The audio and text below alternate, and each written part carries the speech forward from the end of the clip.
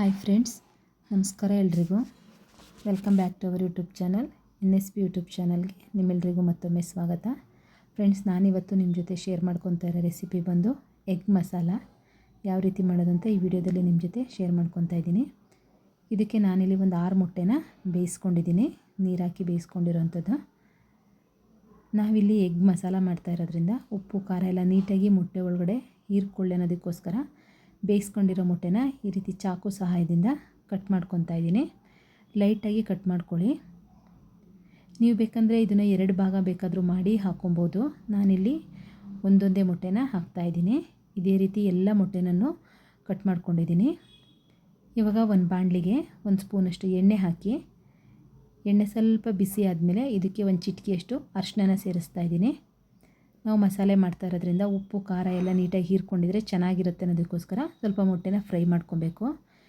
ಒಂದು ಅರ್ಧ ಸ್ಪೂನಷ್ಟು ಖಾರದ ಪುಡಿ ಹಾಕಿ ಇವಾಗ ಇದಕ್ಕೆ ಮೊಟ್ಟೆನ ಹಾಕ್ತಾಯಿದ್ದೀನಿ. ಮೊಟ್ಟೆನ ನೀಟಾಗಿ 2 ಸೈಡು ಫ್ರೈ ಮಾಡ್ಕೊಬೇಕು. 1-2 ನಿಮಿಷ ಫ್ರೈ ಮಾಡಿಕೊಂಡ್ರೆ ಸಾಕಾಗುತ್ತೆ ಕಮ್ಮಿ ಊರಿನಲ್ಲಿ. ಸ್ವಲ್ಪ ಇದಕ್ಕೆ ಉಪ್ಪನ್ನು ಸಹ ಸೇರಿಸ್ತಾ ಇದ್ದೀನಿ. ಈ ರೀತಿ ಮಾಡೋದ್ರಿಂದ ಕಲರು ತುಂಬ ಚೆನ್ನಾಗಾಗತ್ತೆ, ಟೇಸ್ಟು ಅಷ್ಟೇ ತುಂಬ ಚೆನ್ನಾಗಿರುತ್ತೆ. ನೀವು ಯಾವ್ಯಾವ ರೀತಿ ಮಸಾಲೆ ಮಾಡ್ತೀರಾ ಗೊತ್ತಿಲ್ಲ ನನಗೆ. ಈ ರೀತಿ ಒಂದು ಸಲ ಮಾಡಿ ನೋಡಿ, ತುಂಬ ಚೆನ್ನಾಗಾಗುತ್ತೆ, ಎಲ್ಲರೂ ಇಷ್ಟಪಟ್ಟು ತಿಂತೀರಾ.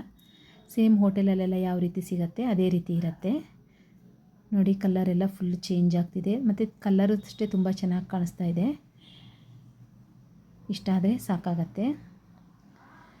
ಮೊಟ್ಟೆ ತುಂಬ ಒಳ್ಳೆಯದು ಹೆಲ್ತಿಗೆ, ಅದರಲ್ಲೂ ಪ್ರೋಟೀನ್ ಅಂಶ ಜಾಸ್ತಿ ಇದೆ. ಅದು ಮಕ್ಕಳಿಂದ ಹಿಡಿದು ದೊಡ್ಡವರು ಅಷ್ಟೇ ಮೊಟ್ಟೆನ ಇಷ್ಟಪಟ್ಟು ತಿಂತಾರೆ. ವೆಜಿಟೇರಿಯನ್ ಇರಲಿ ನಾನ್ ವೆಜಿಟೇರಿಯನ್ ಇರಲಿ, ಮೊಟ್ಟೆ ಸಾಧಾರಣಕ್ಕೆ ಎಲ್ಲರೂ ಯೂಸ್ ಮಾಡ್ತಾರೆ ಸಸ್ಯಾಹಾರಿ ಅಂತ ಹೇಳಿಬಿಟ್ಟು.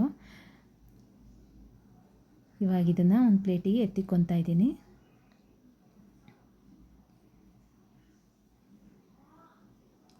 ಟೇಸ್ಟ್ ಅಂತೂ ನೆಕ್ಸ್ಟ್ ಲೆವೆಲ್ ಅಂತಾರಲ್ವ, ಆ ರೀತಿ ಇರುತ್ತೆ ಟೇಸ್ಟು. ನೀವೊಂದು ಸಲ ಟ್ರೈ ಮಾಡಬೇಕು ನೋಡಿ. ಕಲರ್ ಎಷ್ಟು ಚೆನ್ನಾಗಿ ಕಾಣಿಸ್ತಾ ಇದೆ ಅಂದ್ಬಿಟ್ಟು. ಇವಾಗ ನಾವು ಮಸಾಲೆ ಮಾಡೋದಕ್ಕೆ ಒಂದು ಮಿಕ್ಸಿ ಜಾರ್ ತೊಗೊಂಡಿದ್ದೀನಿ. ಮಿಕ್ಸಿ ಜಾರ್ಗೆ ಒಂದು 3 ಈರುಳ್ಳಿನ ಸೇರಿಸ್ತಾ ಇದ್ದೀನಿ. ಅಂದರೆ ಮೀಡಿಯಮ್ ಸೈಡ್ದು 3 ಈರುಳ್ಳಿನ ಹಾಗೆ ರಫಾಗಿ ಕಟ್ ಮಾಡಿ ಇದರಲ್ಲಿ ಸೇರಿಸ್ತಾ ಇದ್ದೀನಿ. ನೀವು ಬೇಕಂದರೆ ಈರುಳ್ಳಿನ ಚಿಕ್ಕದಾಗಿ ಹೆಚ್ಚಿ ಸಹ ಸೇರಿಸ್ಬೋದು. ಆದರೆ ನಾನು ಟೈಮ್ ಸೇವ್ ಆಗುತ್ತೆ ಅನ್ನೋದಕ್ಕೋಸ್ಕರ ಈ ರೀತಿ ಈರುಳ್ಳಿನ ಪೇಸ್ಟ್ ಮಾಡ್ಕೊತಾ ಇದ್ದೀನಿ. ಇವಾಗ ಇದಕ್ಕೇ ಒಂದು 15 ಎಷ್ಟಲಷ್ಟು ಬೆಳ್ಳುಳ್ಳಿನ ಸೇರಿಸ್ತಾ ಇದ್ದೀನಿ. 1-2 ಇಂಚಷ್ಟು ಶುಂಠಿ. ಇದಕ್ಕೆ ನೀರೆಲ್ಲ ಹಾಕೋದಕ್ಕೆ ಹೋಗ್ಬಿಡಿ, ಏಕೆಂದರೆ ಈರುಳ್ಳಿನೇ ನೀರು ಬಿಡೋದ್ರಿಂದ. ಹಾಗೆ ಇದನ್ನು ಮಿಕ್ಸಿನ 1-2 ಸಲ ಆಫ್ ಆ್ಯಂಡ್ ಆನ್ ಮಾಡಿದ್ರೆ ಸಾಕಾಗತ್ತೆ ನೋಡಿ. ಈ ರೀತಿಯಾಗಿದೆ. ಮಸಾಲೆ ಮಾಡೋದಕ್ಕೆ ಒಂದು ಬಾಣಲಿ ಇಟ್ಕೊಂಡಿದ್ದೀನಿ. ಬಾಣಲಿ ಸ್ವಲ್ಪ ಬಿಸಿ ಆದಮೇಲೆ ಇದಕ್ಕೆ ಎಣ್ಣೆನ ಸೇರಿಸ್ತಾ ಇದ್ದೀನಿ. ಮೇನ್ ಈ ರೀತಿ ಮಸಾಲೆ ಮಾಡೋದಕ್ಕೆ ಸ್ವಲ್ಪ ಎಣ್ಣೆ ಜಾಸ್ತಿ ಇದ್ರೇ ತುಂಬ ಚೆನ್ನಾಗಿ ಅನಿಸುತ್ತೆ.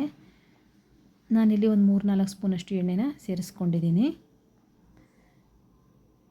ಎಣ್ಣೆ ಸ್ವಲ್ಪ ಬಿಸಿ ಆದಮೇಲೆ ನಾವು ರುಬ್ಬಿಕೊಂಡಿದ್ವಲ್ವ ಈರುಳ್ಳಿ, ಬೆಳ್ಳುಳ್ಳಿ, ಶುಂಠಿ, ಇದರ ಮಸಾಲೆನ ಇದ್ರ ಜೊತೆ ಹಾಕ್ಕೊತಾ ಇದ್ದೀನಿ, ಪೇಸ್ಟ್ನ.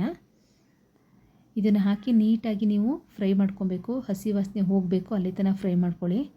ಏಕೆಂದರೆ ನಾವು ಯಾವುದೇ ಐಟಮು ನಾವಿಲ್ಲಿ ಫ್ರೈ ಮಾಡಿಕೊಂಡು ರುಬ್ಕೊಂಡಿಲ್ಲ. ಹಾಗಾಗಿ ನೀವು ಈರುಳ್ಳಿನ ಪೇಸ್ಟ್ ಮಾಡ್ಕೊಂಡಿಲ್ಲ ಅಂದರೆ ಈ ಟೈಮಲ್ಲಿ ಚಿಕ್ಕದಾಗಿ ಹೆಚ್ಚಿ ನೀವು ಈರುಳ್ಳಿನ ಹಾಕ್ಬೋದು.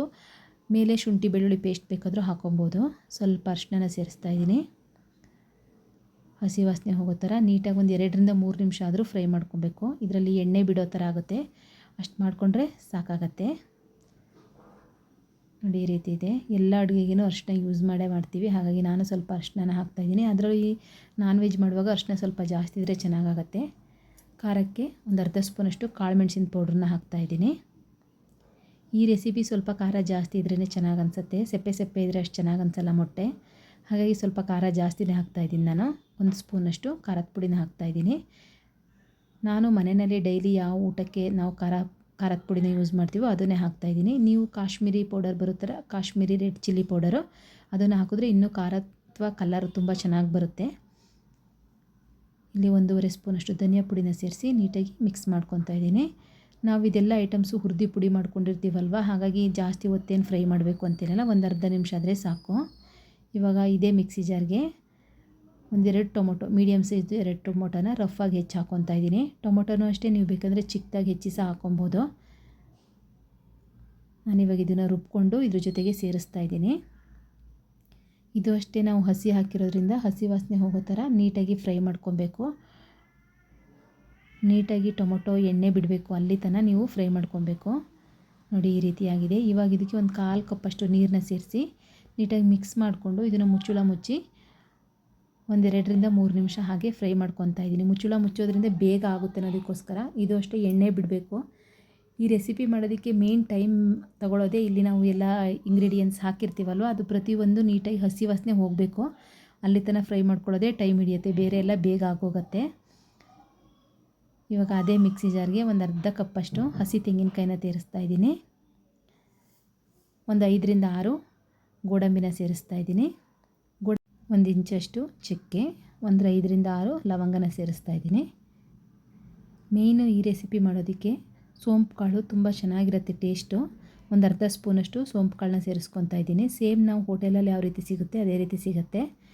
1 ಏಲಕ್ಕಿನ ಸೇರಿಸ್ತಾ ಇದ್ದೀನಿ. 1 ಏಲಕ್ಕಿನ ಬೀಜ ತೆಗೆದು ಇದ್ರ ಜೊತೆಗೆ ಸೇರಿಸಿ ಸ್ವಲ್ಪ ನೀರು ಹಾಕಿ ಇದನ್ನು ನೀಟಾಗಿ ಪೇಸ್ಟ್ ಮಾಡ್ಕೊತಾ ಇದ್ದೀನಿ.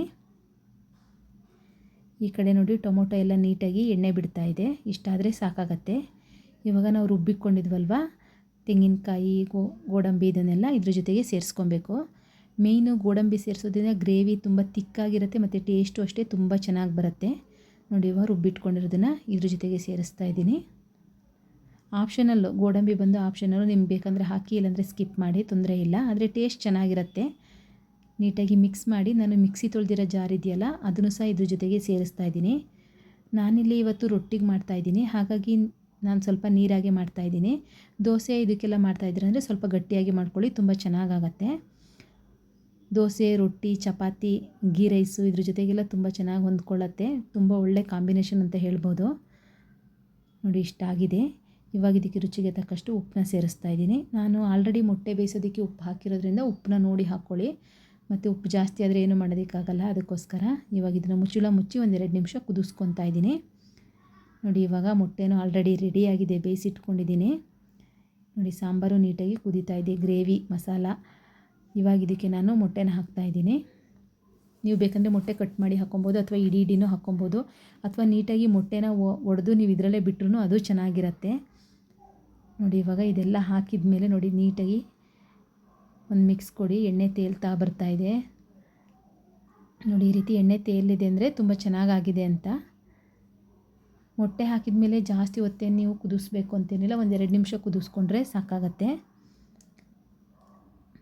ನೀವೊಂದ್ಸಲ ಟ್ರೈ ಮಾಡಿ, ಹೇಗೆ ಬಂದಿತ್ತು ಅಂತ ಕಮೆಂಟ್ ಮಾಡೋದನ್ನು ಮರಿಬೇಡಿ. ಹಾಗೆ ಯಾರಾದರೂ ಸಬ್ಸ್ಕ್ರೈಬ್ ಮಾಡ್ದಲೇ ನೋಡ್ತಾ ಇದ್ದೀರಂದರೆ ದಯವಿಟ್ಟು ಸಬ್ಸ್ಕ್ರೈಬ್ ಮಾಡಿಕೊಂಡು ಸಪೋರ್ಟ್ ಮಾಡಿ. ನೋಡಿ ಇವಾಗ ಮಸಾಲೆ ರೆಡಿಯಾಗಿದೆ, ತುಂಬ ಚೆನ್ನಾಗಿರುತ್ತೆ. ನಾವು ಹೋಟೆಲಲ್ಲೆಲ್ಲ ಯಾವ ರೀತಿ ತಿಂತೀವೋ ಅದೇ ರೀತಿ ಇರುತ್ತೆ.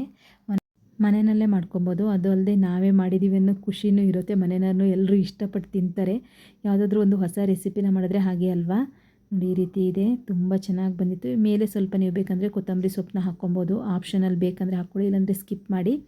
ನಾನು ಧನಿಯಾ ಪೌಡ್ರನ್ನ ಹಾಕಿರೋದ್ರಿಂದ ಕೊತ್ತಂಬರಿ ನಾನೇನು ಹಾಕಿದ್ರೂ ಹಾಕ್ಬೋದು, ಬಿಟ್ಟರು ಬಿಡ್ಬೋದು. ಸಾಂಬಾರು ರೆಡಿಯಾಗಿದೆ. ನೋಡಿ ಇವಾಗ ಇದನ್ನು ಸರ್ವ್ ಮಾಡ್ತಾಯಿದ್ದೀನಿ.